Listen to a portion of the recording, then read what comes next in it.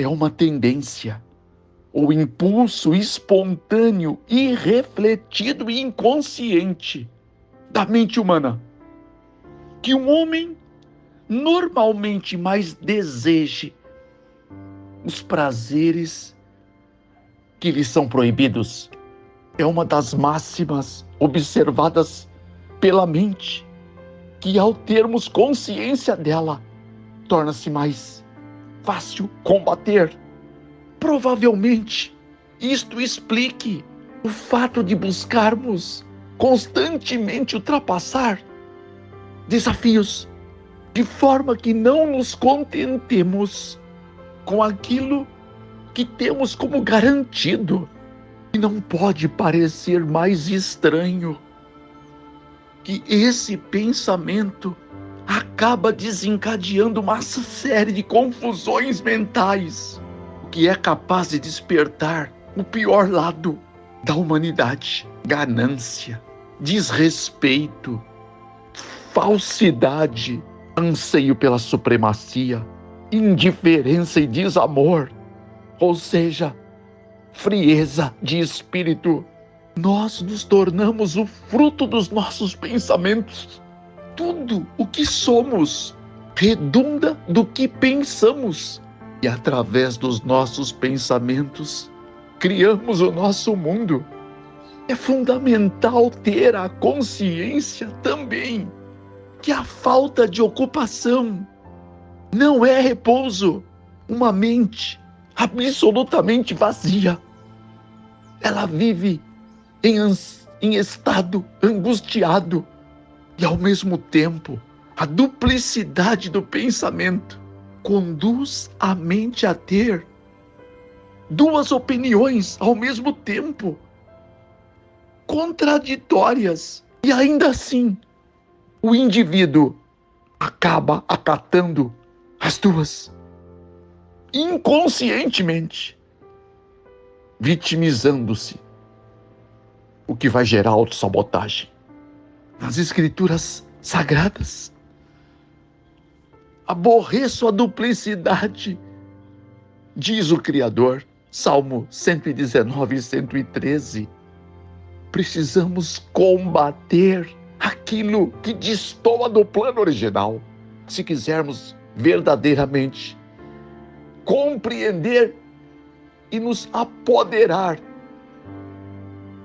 das 7.486 promessas. Começa com uma de cada vez. Elas foram seladas e garantidas para que você tenha acesso a elas. Todos são livres para experimentá-las. Romanos 12, verso 2, última parte. Elas levam a um estímulo constante da mente. E isto é fundamental para que você consiga converter seus pensamentos daquilo que é efêmero para aquilo que é perene, eterno. Porque o que não é eternamente inútil, capaz de adoecer a tua mente. E isto vai causar sofrimento, apesar dela não ter sido idealizada por Deus para sofrer. Mas a nossa série de atos indevidos e indesejados para a mente acabam ferindo-a, incapacitando-a e fazendo-a desaperceber de que o melhor está além dos paradigmas deste mundo. Nenhum médico tem capacidade suficiente para curar uma mente cega. Portanto, repreenda a mente essa cegueira que atordou o coração, acharca as esperanças de todo homem. Como disse o apóstolo, nós devemos viver pela fé, não pela vista. 2 Coríntios 5:7. É preciso remover o véu da ignorância. Mesmo livro ou epístola, 3 verso 16. Por isso o Criador se predispôs a experimentar algo que mente humana nenhuma seria capaz de conceber, e mostrar com isso o quanto Ele se importa, o quanto você é valioso para Ele, ou valiosa, e o quanto Ele quer chegar mais perto do teu coração, tanto quanto você permitir. Você diagrama a distância, você que comanda a tua mente e pode oferir a Ele o comando. Eu fiz isso. E isso é uma obra diária. Diária.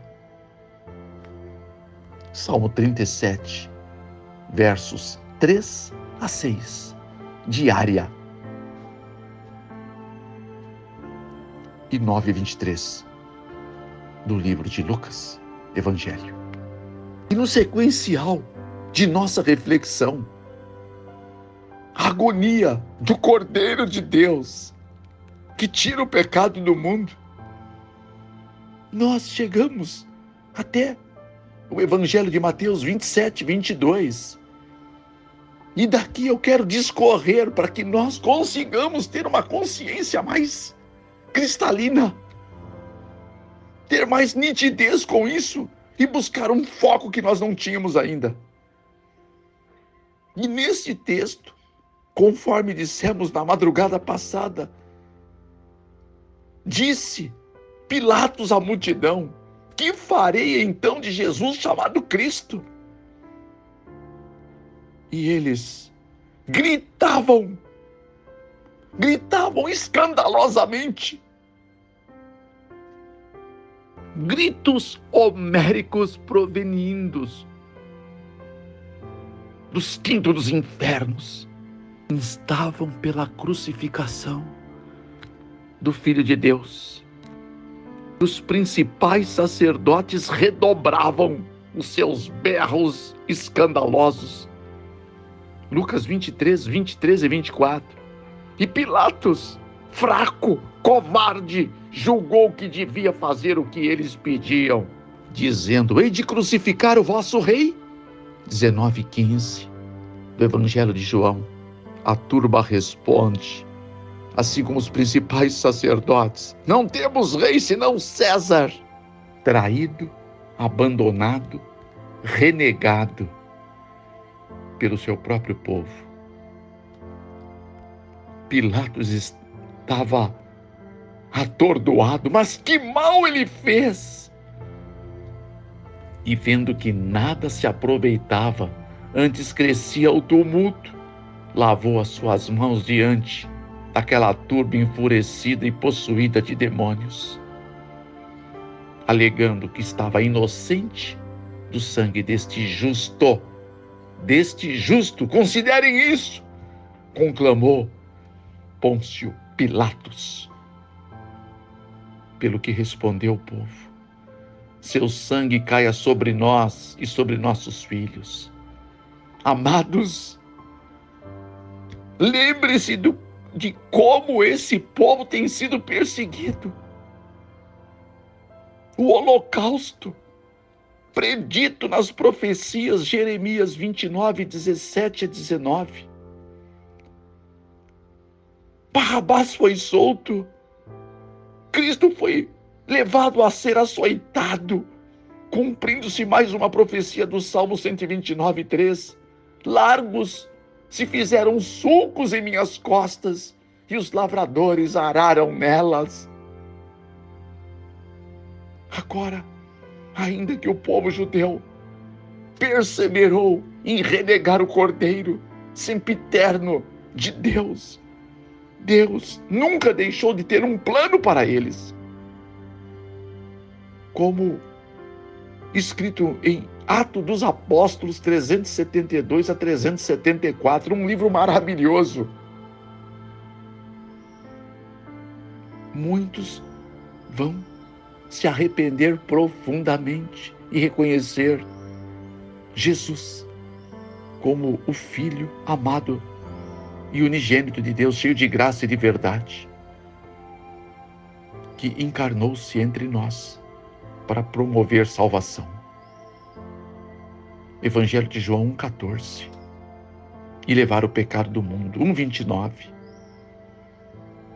E que cumpra-se assim a profecia de Filipenses 2:9-11. Todo joelho há de se dobrar diante de Jesus de Nazaré e toda a boca de confessar que Ele é o Senhor, para a glória de Deus o Pai. Aleluia!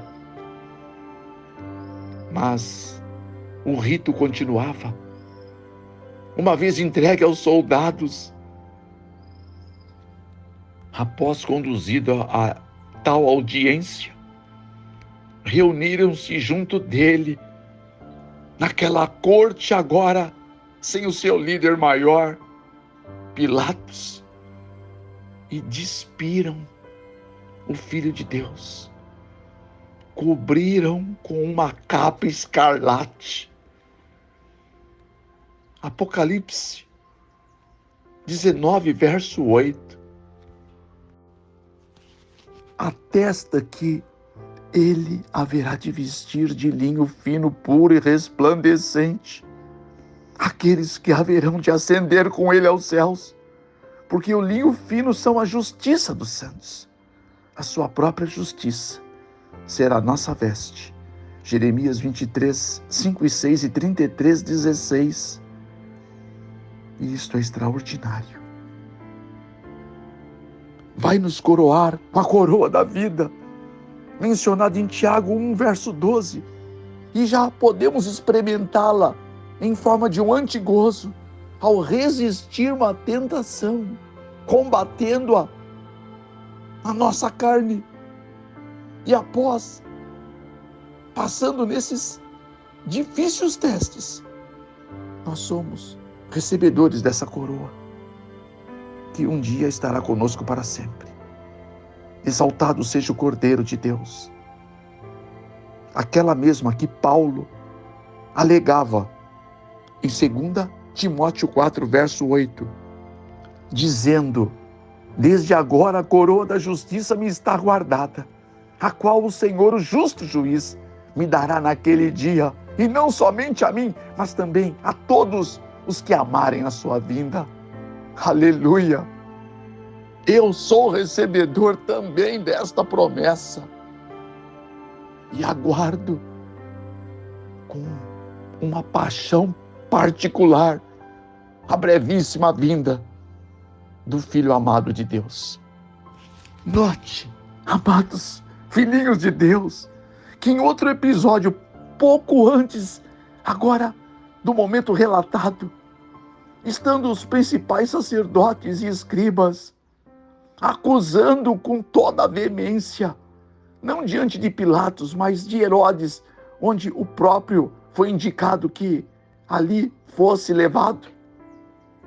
Então Herodes, com seus soldados, desprezou-o, escarneceu dele, também desnudou, vestindo com uma roupa resplandecente, e tornou a enviá-lo a Pilatos, ridicularizado, e ele não abria a boca. Como um cordeiro foi levado ao matadouro, cumprindo a profecia de Isaías 53, verso 7, por amor a você e para garantir que cada uma de suas promessas, que seria selada com seu sangue, estariam garantidas sempre que pela fé, aquela que o justo vive, poderia reclamá-las e tomar posse. Cristo sabia o que estava fazendo, sabia de onde veio, para onde ia e quem ele era. 8, verso 14 do Evangelho de João. E você? Que dúvidas ainda pairam sobre a tua mente que impede você de tomar posse dessas promessas? Essas promessas, elas conduzem à eternidade. A lei de Deus é uma garantia mestra. E na lei está a vida eterna. Evangelho de João também 12, verso 50, atestado pelo próprio Cristo de Deus. 27 e 28 do Evangelho de Mateus.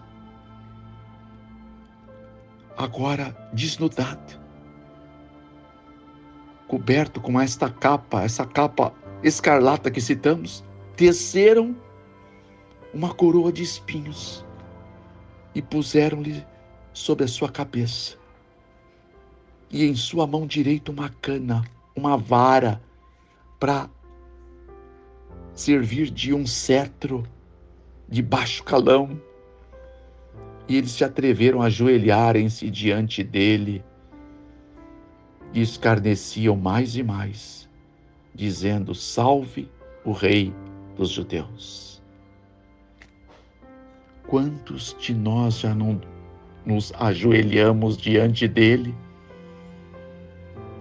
Pactuamos algumas coisas, levantando daquela posição, logo caímos em novas ou repetidas falhas, desacreditando diante dos céus que somos homens de uma só palavra.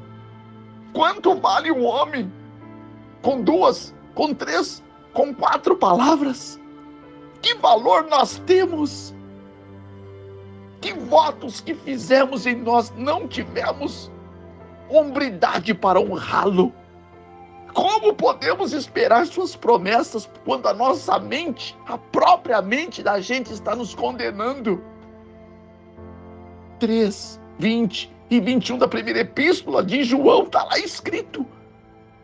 Quando ela nos condena, nós nos achamos despreparados, desguarnecidos, incapacitados diante de Deus e de suas promessas para tomarmos o que nos seria de direito pelo sangue derramado. Nós precisamos usar uma palavra super poderosa da Bíblia, dentre muitas. Basta de permitir um duplo pensamento, duplas atitudes, uma hora aqui, outra hora ali. Um pouco de mundo, menos do mundo, mais é Cristo. Se Ele é Deus, segue-o. Você não vai se arrepender, tão menos eu. Até hoje não experimentei arrependimento de seguir o amorável Rei da Glória, Rei dos Reis e Senhor dos Senhores, que chama tanto a mim quanto a você, não faz acepção de pessoas. Gálatas 3:28, Colossenses 3:25, Efésios 6, verso 9, Tiago 2:1 e 2:9, Romanos 2, verso 11. Você deve experimentar o plano original. Seguir com Ele em franca marcha, para muito em breve estar marchando sobre ruas de ouro e cristal, a Nova Jerusalém de Deus, e entrar por uma das 12 portas de uma única pérola da Nova Jerusalém. Amém? Jesus mantinha-se calado. Ele recebia tudo aquilo silente. Ele sabia o que estava fazendo verdadeiramente. E como ele não reagia aos insultos, aos agravos, enfurecida ficou aquela multidão, e inclusive os soldados romanos, ao ponto de cuspirem nele. Arrancaram-lhe a cana da sua mão e batiam em sua cabeça. E lembre-se que ela estava coroada com espinhos. Eu pude pegar uma dessas coroas com espinho que eram tecidas naqueles dias. São espinhos fustigantes, como navalhas cortantes. Aquilo penetrava nas têmporas do Salvador, e aquilo espirrava sangue em meio a lágrimas e suor e moscas que pousavam-se para se nutrir da seiva do Filho de Deus, por amor a você, para te dar a taça da bênção em troca da taça da maldição, da qual Não houve uma gota que ele deixasse de provar para que você pudesse provar a salvação. Um tratamento condigno, a ele merecido. Nós jamais mereceremos. Por que motivo você deveria ser grato a ele? Depois de haver escarnecido dele, tiraram-lhe a capa. Então ele era desnudado continuamente diante da multidão. Vestiram as suas próprias vestes e o levaram para ser crucificado. É o verso 31 de 27 de Mateus. Aqui, tantas coisas estão sendo comunicadas. O que você precisa mais para ser convencido? Ou convencida? Que você tem um enorme tesouro. Ele fez isso porque sabia que era a única maneira de poder chegar até o teu coração, fazendo com que você passasse a considerar quem é Jesus de Nazaré. E para buscar desta maneira uma forma de constranger seu coração. 2 Coríntios 5, verso 14. Considere as profecias que ele viveu do Antigo e do Novo Testamento.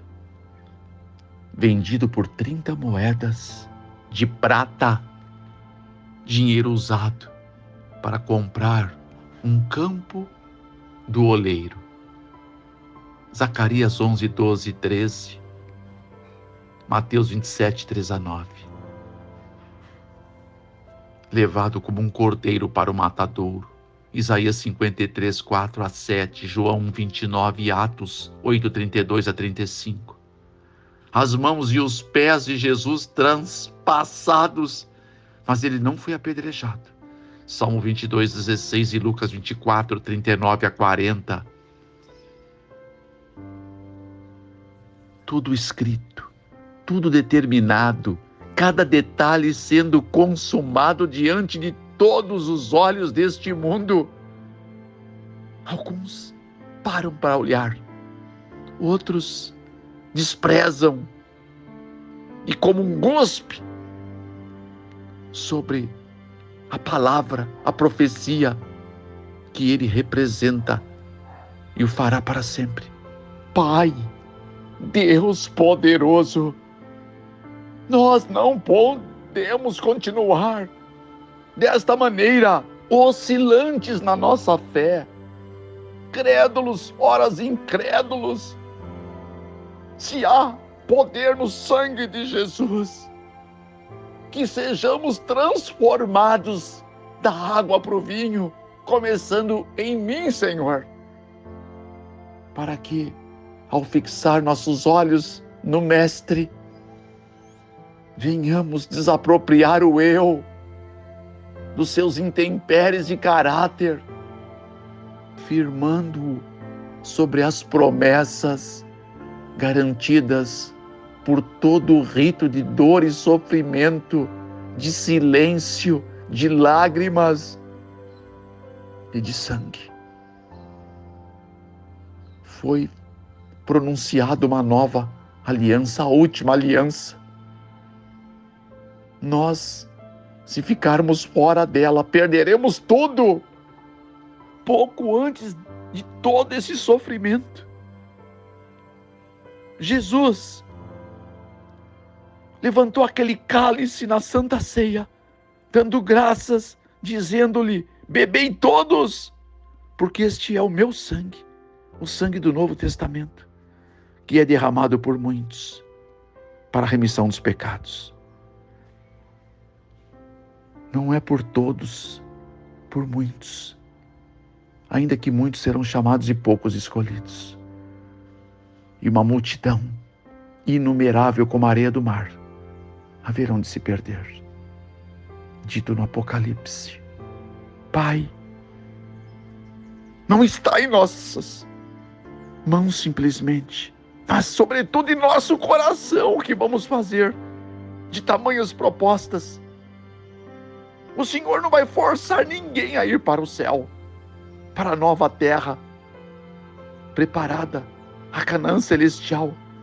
Mas o Senhor está ainda propondo que experimentemos viver os melhores dias ainda aqui, porque aqui nós somos testemunhas vivas, se queremos ser de verdade, que há um Redentor que habita em nós.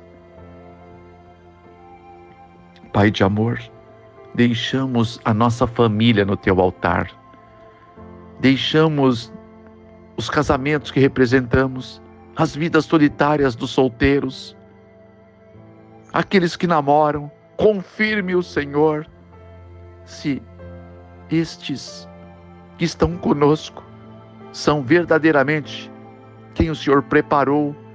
Nós não podemos errar nessas alturas, estamos no fim do tempo do fim. Então nos ajude, Pai, dando-nos nitidez mental para fazermos a Tua e não a nossa vontade. A Tua é perfeita, a Tua nos tornará grandes homens, mas a nossa poderá pôr por terra grandes sonhos dos céus que o Senhor obteve antes de nos criar, e assim nos fez, para que o pudéssemos viver em glória ao Teu nome, e que isso se traduzisse em testemunhos que vale a pena seguir o Cordeiro por onde quer que ele vá. Tome os enfermos e restaure conforme a Tua boa vontade. Dê capacidade de se esforçarem para um estilo de vida transformador. E desta forma, conceder a Ti legalidade para a cura. Obrigado por permanecer conosco. Obrigado por continuar nos ensinando a termos um alcance maior, superior em tudo aquilo que vai completar a nossa vida. O Senhor é fantástico. O Senhor é incrível. O Senhor é Deus. Em nome de Jesus. Amigos, não esqueçam, por favor, inscrevam-se em nosso canal se você ainda não é, e nos ajude a poder esparramar essas boas novas. Mais inscrição, mais o YouTube esparrama. Amém? E também a plataforma anota se há inscrição, se há compartilhamento. Então compartilhe, por favor. Muitos precisam saber o que passou Cristo. Podem ter lido um dia a Bíblia, mas nós temos que ressuscitar esse pensamento cotidianamente, no nosso e no coração de outros. Não podemos furtar a outros a chance de se converterem. Acione o sininho, por favor. Um like ou dislike segundo o teu coração. E um comentário vai nos ajudar a continuar patrocinando esse trabalho para a salvação. Em nome de Jesus, um cordial abraço e um dia cheio de luz.